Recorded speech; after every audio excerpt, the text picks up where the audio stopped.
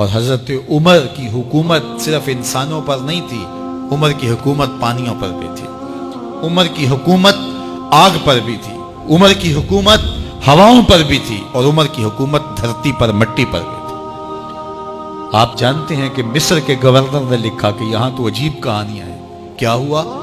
کہا کہ دریائے نیل اتنی دیر تک چلتا نہیں جب تک ایک نوجوان لڑکی کو زیورات سے آراستہ کر کے نیل میں ڈالا جاتا ہے، پھر نیل چلتا ہے، اور یہ برسا برس سے رسم جاری ہے۔ حضرت عمر کے پاس جب یہ پیغام پہنچتا ہے تو حضرت عمر نیل کو خط لکھ رہے ہیں، بسم اللہ الرحمن الرحیم، مصر کے نیل کے نام عمر کا خط، اور آگے لکھتے ہیں، اے نیل اگر تو اللہ کے حکم سے چلتا ہے تو چل، ورنہ تیری کوئی ضرورت نہیں ہے۔ اور رکا لکھ کر قاصد کو دیا، جا کے یہ دریائے نیل میں ڈال دو۔ اللہ اکبر، جن کے رکے دریا بھی مانتے ہیں، پانیوں پر بھی حکومت ہے۔ اور نیل میں جب وہ رکا ڈالا گیا، نیل ایسا چلا آج تک کبھی رکا ہی نہیں ہے۔ پانیوں پر حکومت، ہواؤں پہ حکومت۔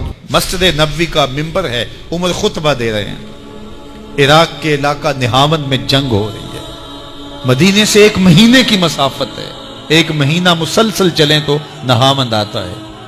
حضرت عمر خطبہ دیتے دیتے درمیان میں جملہ معترضہ کا، یا ساریہ الجبل، اے ساریہ پہاڑ نہ چھوڑنا۔ لوگ حیران ہیں، کیا ماجرا ہوا کہ ہم سے مخاطبہ ہے، ساریہ نہاون میں ہے، اور کہا ساریہ پہاڑ نہ چھوڑنا۔ 1 مہینے کے بعد جب وہاں سے قاصد آیا، اس نے کہا اللہ نے فتح دے دی۔ کہا کیسے؟ کہا پہاڑ کو چھوڑ کر دشمن پر ٹوٹنے لگے تھے، آگے بڑھنے لگے تھے، ان پر حملہ آور ہونے لگے تھے۔ اچانک عمر کی آواز آتی، پہاڑ کو نہیں چھوڑنا، کیونکہ اگر ہم پہاڑ کو چھوڑ دیتے دشمن پیچھے سے حملہ آور ہونے کے لیے تیار کھڑا تھا۔ تو کہا بس ہم پہاڑ کو اپنی پشت پہ پھیر رکھا، اور اللہ نے اسی دن ہمیں فتح عطا کر دی۔ ہوائیں بھی ان کا پیغام پہنچاتی ہیں، پانی بھی ان کا حکم مانتے ہیں۔ اس زمانے میں فائر بریگیڈ سسٹم نہیں تھا، لیکن ایک آگ بڑھتی آ رہی ہے شہر کی طرف۔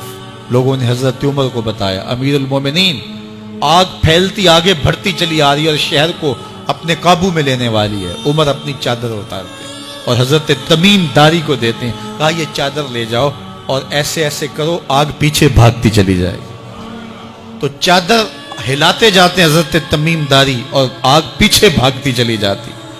مٹی بھی حکم مانتی ہے۔ ایک لونڈی کھڑی رو رہی ہے راستے میں، کہا تجھے کیا ہوا؟ کہا ٹھوکر لگی، میرا تیل زمین میں بہہ گیا، میری مالکہ بڑی سخت ہے، وہ مجھے کہے گی تم نے یہ کیا کیا۔ عمر درہ زمین پہ مارتے ہیں، فر الارض الم عادل علیک، زمین عمر نے تیری چھاتی پہ عدل نہیں کیا؟ تو عمر کے ہوتے ہوئے اس کا تیل پی جائے؟ زمین تیل باہر نکال دیتی ہیں، فرماتے ہیں ڈال لے اپنے برتن میں۔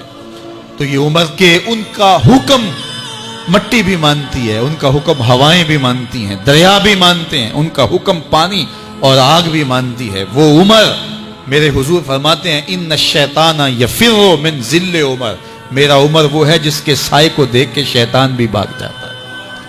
حضرت عمر رضی اللہ تعالیٰ عنہ نے ایک بہترین نظم و نسق دیا اور امور سلطنت کو اس انداز سے منظم کیا۔ ایک غیر مسلم مفکر کہتا ہے، اگر اس امت کو ایک اور عمر مل جاتا پوری دنیا پہ حکومت مسلمانوں کی